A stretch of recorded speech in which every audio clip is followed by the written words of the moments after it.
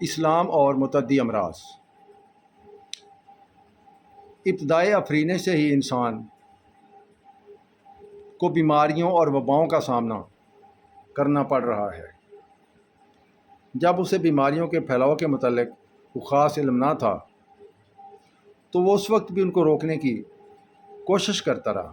قحط، بیماریاں اور فتنہ و فساد خدا کے غضب کا سبب قرار پائے، اور اس غصہ کو ٹھنڈا کرنے کے لیے تاریخ کے ہر دور میں مذہبی پیشوا لوگوں سے مال بٹورتے رہے۔ جنگ کی تباہ کاریوں، مہنگائی اور روزمرہ پھیلنے والی طاعون اور ہیضہ کی وباؤں دیوتاؤں کی ناراضگی کا باعث قرار پائیں۔ بابل، مصر، یونان اور روم کی تہذیبوں میں بیماریاں دیوتاؤں کے غصہ کا اظہار قرار پائیں۔ اس لیے ان سے نجات کی بہترین ترکیب اس غصہ کو ٹھنڈا کرنے کے لیے پروتوں کی خاطرداری تھا۔ دنیا کو جہالت کے اندھیروں سے نکالنے کا اعزاز اسلام کو حاصل ہے، جس نے بیماریوں کو ایک سے دوسرے کو لگنے کی حقیقت کا انکشاف کیا۔ آپ صلی اللہ علیہ وسلم نے ارشاد فرمایا، اگر کوئی بیماری ایک سے دوسرے کو لگ سکتی ہے تو وہ جذام ہے۔ جذام کو مثال رکھ کر بیماریوں میں پھیلاؤ کے طریقے ہی نہیں بلکہ ان سے بچاؤ کے طریقے بھی بتائے ہیں۔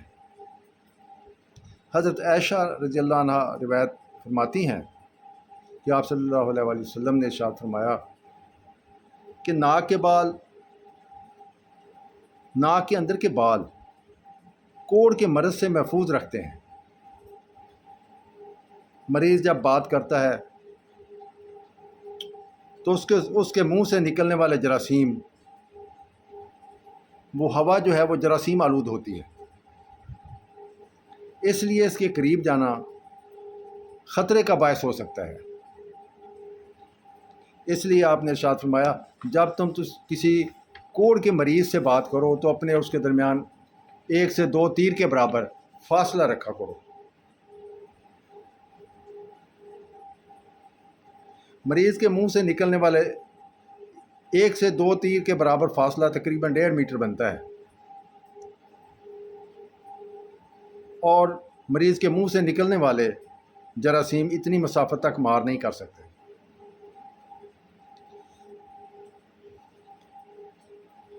اگر مریض کھانس رہا ہو یا چھینک مارے تو زور سے خارج ہونے والی ہوا کی وجہ سے جراثیموں کو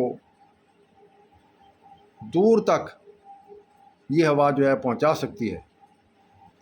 اس اضافی خطرے کا بندوبست کرتے ہوئے ہدایت فرمائی گئی ہے کہ چھینک مارنے اور کھانستے وقت منہ کے آگے کپڑا یا ہاتھ رکھ لیا جائے تاکہ جراثیم دور تک مار نہ کر سکیں۔ وبائی علاقوں میں دور رہنے اور قرنطینہ کا اصول بھی اسلام نے ہی مرمت فرمایا ہے۔